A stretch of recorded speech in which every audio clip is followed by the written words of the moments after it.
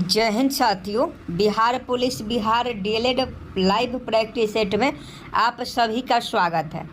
आप सभी जानते हैं कि बिहार पुलिस में 21,391 पदों पर बहुत जल्द भर्ती आने वाली है और हम लोग उसी भर्ती को लेकर डेली जो है प्रैक्टिस सेट कर रहे हैं। और इस बार जो हम लोग का प्रैक्टिस सेट हो रहा है 0 से एडवांस लेवल तक हो रहा है, यानी क्वेश्चन CSBC कैसा भी पूछे हम लोग जवाब जरूर देंगे और इस बार ज़रूर सिलेक्शन लेंगे। आप लोग भी एक प्रण लीजिए, आप लोग भी एक ड्रीम बनाइए कि हम लोग जो है इस बार बिहार पुलिस के एग्ज़ाम में अच्छा प्रदर्शन करेंगे और अच्छा रिजल्ट लाएंगे और इस बार हमारा सिलेक्शन भी होगा, चाहे CSBC BPSC लेवल का क्वेश्चन पूछे या बिहार SSC लेवल का क्वेश्चन पूछे। हम इस बार एडवांस से लेकर 0 लेवल तक जो है आपको पढ़ाएंगे ताकि आपको हर प्रकार के क्वेश्चन समझ में आए और क्वेश्चन किसी भी तरीके से पूछा जाए आप उसका सही जवाब दे पाए। देखिए, आज का पहला क्वेश्चन आपके मोबाइल स्क्रीन पर है। भारत के साथ व्यापार करने का चार्टर महारानी एलिजाबेथ द्वारा कब दिया गया था? 1 नंबर प्रश्न का सही जवाब छाप दीजिए। हर प्रश्न के लिए 5 सेकंड का समय रहेगा, तो 5 सेकंड के अंदर आपको सही जवाब बताना है। तो फटाफट 1 नंबर प्रश्न का सही जवाब बताएं कि भारत के साथ व्यापार करने का चार्टर महारानी एलिजाबेथ द्वारा कब दिया गया? 1 का अगर आप ऑप्शन बी 31 दिसंबर 1600 बता रहे हैं तो आपका बिल्कुल राइट आंसर है। 31 दिसंबर 1600 ईस्वी को महारानी एलिजाबेथ के द्वारा व्यापार करने का चार्टर जो है भारत के साथ दिया गया, तो ऑप्शन बी बिल्कुल करेक्ट है। 2 नंबर क्वेश्चन का सही जवाब बताएं। भारतीय राष्ट्रीय आंदोलन के प्रारंभ से ही उग्र राष्ट्रवादियों का भी वर्ग था, निम्न में कौन नहीं शामिल है? आपको बताना है 2 नंबर प्रश्न का सही जवाब कि भारतीय राष्ट्रीय आंदोलन के प्रारंभ से ही उग्र राष्ट्रवादियों का भी वर्ग था, निम्न में कौन शामिल है? निम्न में कौन शामिल नहीं है?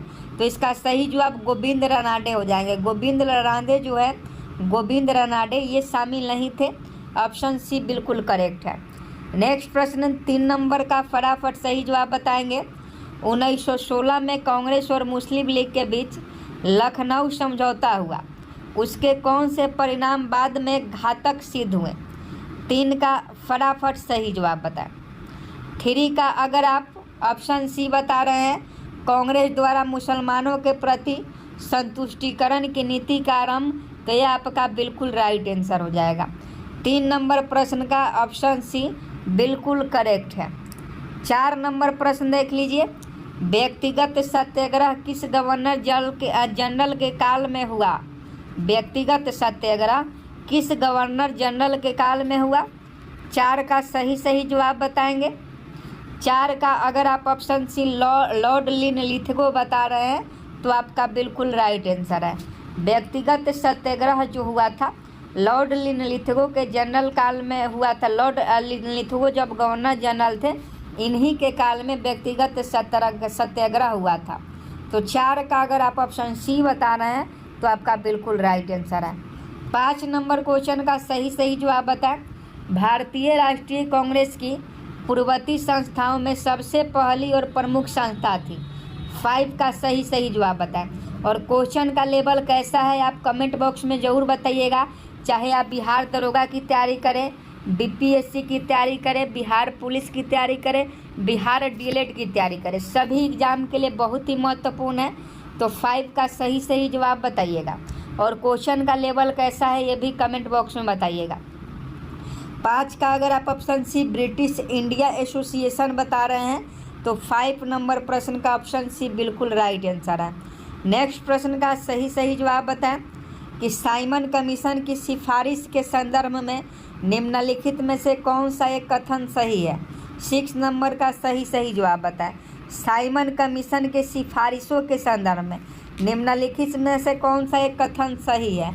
तो इसका सही जवाब बताएं। तो देखिए, ऑप्शन ए है इसने प्रांतों में द्वैध शासन को उत्तरदायी सरकार द्वारा प्रतिस्थापित करने की संस्तुति की, ये बिल्कुल गलत है। आगे देखिए बी नंबर, इसने गृह विभाग के अधीन अंतर प्रांतीय प्रसिद्ध स्थापित करने की सुझाव दिया, ये भी गलत है। इसने केंद्रों में द्विसाधन विधायिका के उन्मूलन का सुझाव दिया, तो ऑप्शन सी बिल्कुल सही है। साइमन कमीशन के बारे में ऑप्शन सी वाला जो कथन है सही है, तो ऑप्शन सी बिल्कुल राइट आंसर हो जाएगा। आगे देखिए 7 नंबर कि Dadabhai Naoroji British House of Commerce, Dadabhai Naoroji British House of Commons के लिए चुने जाने वाले पहले भारतीय थे। उन्होंने किस पार्टी के टिकट पर चुनाव लड़ा था? तो 7 का फटाफट सही जवाब बताएं। तो देखिए लेबर पार्टी नहीं होगा, लिबरल पार्टी आपका बिल्कुल राइट आंसर हो जाएगा। लिबरल पार्टी के टिकट पर दादा भाई नौरोजी ने चुनाव लड़ा था, तो ऑप्शन डी बिल्कुल करेक्ट हो जाएगा। आगे देखिए 8 नंबर कि भारत पर हुनों का प्रथम आक्रमण किस शासक के समय हुआ? फटाफट कमेंट बॉक्स में छाप दीजिए। भारत पर हुनों का प्रथम आक्रमण किसके शासनकाल में हुआ? तो यह स्कंदगुप्त आपका बिल्कुल राइट आंसर हो जाएगा। नेक्स्ट प्रश्न 9 नंबर देख लीजिए। ऐहोल अभिलेख किस शासक से संबंधित है? ऐहोल अभिलेख किस शासक से संबंधित है? 9 का अगर आप ऑप्शन सी पुलकेशिन द्वितीय बता रहे हैं, तो आपका बिल्कुल राइट आंसर है। ऐहोल अभिलेख जो है वह पुलकेशिन द्वितीय के शासनकाल से संबंधित है। अगला प्रश्न 7 का सही जवाब बताएं। सत्यमेव जयते किस उपनिषद में संग्रहित है? फटाफट छाप दीजिए कि सत्यमेव जयते किस उपनिषद में संग्रहित है। तो 10 का अगर आप ऑप्शन डी मुंडकोपनिषद बता रहे हैं, तो आपका बिल्कुल करेक्ट है। आगे देखिए 11 नंबर की महावस्तु महात्मा बुद्ध का जीवन वृत्तांत है, इसका संबंध किस शाखा से है? 11 का फटाफट सही जवाब बताएं। तो महायान आपका बिल्कुल राइट आंसर हो जाएगा। महावस्तु महात्मा बुद्ध का जीवन वृत्तांत है, इसका संबंध महायान शाखा से है, तो 11 का ऑप्शन है बिल्कुल करेक्ट हो जाएगा। आगे देखिए 12 नंबर कि अकबर द्वारा बनाए गए उपासना भवन का क्या नाम था? 12 का सही जवाब बताएं। अकबर द्वारा बनाए गए उपासना भवन का क्या नाम था? ऑप्शन सी इबादत खाना बता रहे हैं, तो आपका बिल्कुल आंसर हो जाएगा। और आप बताइए कि क्वेश्चन का लेवल कैसा है? क्वेश्चन का लेवल कैसा है बिहार पुलिस के लिए और बिहार दरोगा के लिए, आप कमेंट बॉक्स में ज़रूर बताइए। 13 नंबर प्रश्न का सही जवाब बताएं। सुप्रसिद्ध संगीतकार तानसेन और बैजू बावरा किसके शासनकाल में सुविख्यात थे? 13 नंबर प्रश्न का सही जवाब बताएंगे। ऑप्शन सी अगर आप अकबर बता रहे हैं, तो आपका बिल्कुल इस प्रश्न का सही जवाब है। आगे देखिए 14 नंबर न्यू कैसल पोर्ट जो दुनिया का सबसे बड़ा कोयला निर्यात बंदरगाह है, यह किस देश में स्थित है? 14 का सही जवाब बताएं। 14 का अगर आप ऑप्शन बी ऑस्ट्रेलिया बता रहे हैं, तो आपका बिल्कुल राइट आंसर है। PDF आपको टेलीग्राम पर दे दिया जाएगा, तो PDF लेने के लिए आप टेलीग्राम जरूर ज्वाइन कीजिएगा। टेलीग्राम का लिंक आपको वीडियो के डिस्क्रिप्शन में दे दिया जाएगा। 15 का सही जवाब बताएं। देशांतर रेखाओं के संबंध में कौन सही है? देशांतर रेखाओं के संबंध में कौन सही है? तो देखिए देशांतर रेखाओं के संबंध में ऑप्शन ए में है कि यह अक्षांश रेखा के समांतर होती है, ये गलत है। इसकी संख्या 180 होती है, ये भी गलत है। देशांतर रेखा दूरी को प्रदर्शित करती है, ये भी गलत है। तो ऑप्शन डी इस प्रश्न का सही जवाब हो जाएगा। देशांतर के मध्य सर्वाधिक दूरी विषुवत रेखा पर होती है, यानी ऑप्शन डी सही है। आगे देखिए अगला प्रश्न 16 नंबर कि उत्तर से शुरू कर दक्षिण की ओर नीचे दी गई पहाड़ियों का सही अनुक्रम कौन सा है? आपको बताना है कि उत्तर से शुरू कर दक्षिण की ओर नीचे दी गई पहाड़ियों का सही अनुक्रम क्या है? तो इसका सही जवाब पहले नलमाई पहाड़िया, उसके बाद जवादी पहाड़िया, उसके बाद नीलगिरी की पहाड़िया, उसके बाद अनालाई की पहाड़िया। तो ऑप्शन सी इस प्रश्न का बिल्कुल राइट आंसर है। आगे देखिए 17 नंबर निम्नलिखित में कौन सी नदी अपने मार्ग बदलने के लिए प्रख्यात है? क्वेश्चन VVI है, पूछा जाएगा कि निम्नलिखित में से कौन सी नदी अपने मार्ग बदलने के लिए प्रख्यात है? तो यह आपका कोसी नदी हो जाएगा। कोसी नदी जो है अपना मार्ग बदलने के लिए प्रख्यात है, तो 17 का ऑप्शन भी राइट आंसर हो जाएगा। अगला प्रश्न देखिए 17 के बाद क्या होगा 18 नंबर। 18 नंबर क्वेश्चन देख लीजिए 17 के बाद कि किस मृदा प्रारूप में लोहे के अतिरिक्त मात्रा होने के कारण अनुउर्वरक हो जाती है। फटाफट 18 का सही जवाब बताएं। 18 का अगर आप ऑप्शन सी लेटराइट मिट्टी बता रहे हैं तो आपका बिल्कुल करेक्ट है। आगे देखिए प्रकाश के संबंध में कौन सा कथन सत्य है। तो पहला है कि यह एक विद्युत चुंबकीय तरंग है, गलत है। यह एक कण प्राकृतिक है, ये भी गलत है। यह ऊर्जा का एक रूप है, नहीं, यहाँ ध्यान से देखिए प्रकाश के संबंध में कौन सा सत्य सही है पूछ रहा है, तो इसका सही जवाब उपयुक्त सभी हो जाएगा। प्रकाश जो है एक विद्युत चुंबकीय तरंग है, प्रकाश जो है एक कण की प्रकृति है, प्रकाश जो है एक ऊर्जा का रूप होता है, तो उपयुक्त सभी इसका बिल्कुल सही जवाब हो जाएगा। आगे देखिए 20 नंबर की बायोगैस संयंत्र में निम्नलिखित में कौन सी प्रक्रिया होती है। बायोगैस संयंत्र में निम्नलिखित में कौन सी प्रक्रिया होती है, तो यह किण्विन प्रक्रिया होती है। याद रखिएगा बायोगैस संयंत्र में किण्विन की प्रक्रिया होती है। 20 का ऑप्शन है बिल्कुल राइट आंसर हो जाएगा। आगे देखिए 21 नंबर की एक वर्ग में ऊपर से नीचे की ओर आने पर परमाणु के आकार क्या होता है। एक वर्ग में ऊपर से नीचे की ओर आने पर परमाणु के आकार क्या होता है, तो यह आपका बढ़ता है। ऑप्शन है बिल्कुल राइट आंसर है। आगे देखिए 22 नंबर वायुमंडल में प्रकाश के विसरण का कारण है। वायुमंडल में प्रकाश के विसरण का कारण है, तो यह आपका धूलकण है। ऑप्शन बी अगर आप धूलकण बता रहे हैं तो आपका बिल्कुल राइट आंसर है। अगला प्रश्न देखिए किसी भी यौगिक का ऑक्सीकरण संख्या क्या होता है। किसी भी यौगिकों का ऑक्सीकरण संख्या क्या होता है, छाप दीजिए, तो 0 होता है। ऑप्शन डी बिल्कुल राइट आंसर हो जाएगा। नेक्स्ट प्रश्न देखिए सर्प विरोधी सुई किस तत्व का एक यौगिक है। सर्प विषरोधी सुई, सर्प विषरोधी सुई किस तत्व का एक यौगिक है। 24 नंबर प्रश्न का सही जवाब देंगे या स्वर्ण यौगिक बता रहे हैं तो आपका बिल्कुल करेक्ट है। आगे देखिए दाब का विमीय सूत्र क्या होता है। दाब का प्रेशर का विमीय सूत्र आपको बताना है। तो दाब का विमीय सूत्र की हम लोग बात करें ml इन्वर्स 1 T इन्वर्स 2, तो इसका सही जवाब ऑप्शन बी हो जाएगा। आगे देखिए 26 नंबर जैव सेल क्या है। जैव सेल क्या है, तो जैव सेल जो है यह एक प्रकार का कोयला होता है, तो 26 का ऑप्शन है सही जवाब हो जाएगा। या आगे देखिए याददाश्त का संबंध मस्तिष्क के निम्न में से किस भाग से है। याददाश्त का संबंध, याददाश्त जिसे हम लोग बढ़ते हैं, याददाश्त उसका संबंध यानी याद करने की शक्ति जिसे हम लोग कहते हैं, उसका संबंध मस्तिष्क के किस भाग से है। तो 27 का अगर आप ऑप्शन डी सेरेब्रम बता रहे हैं तो आपका बिल्कुल राइट आंसर है। आगे देखिए एक जीवाश्म पक्षी का नाम बताएं जो एक पक्षी की तरह दिखता है लेकिन सरीसृप के जैसी अन्य विशेषताएं होती है। फटाफट 28 नंबर प्रश्न का सही जवाब बताएं। 28 का अगर आप ऑप्शन बी बता रहे हैं आर्कियोटोरिक्स, तो आपका बिल्कुल राइट आंसर है। नेक्स्ट प्रश्न देखिए मानव शरीर में सर्वाधिक मात्रा में पाए जाने वाला तत्व कौन सा है। मानव शरीर में सर्वाधिक मात्रा में पाए जाने वाला तत्व कौन सा है, यह आपका O2 है यानी ऑक्सीजन है।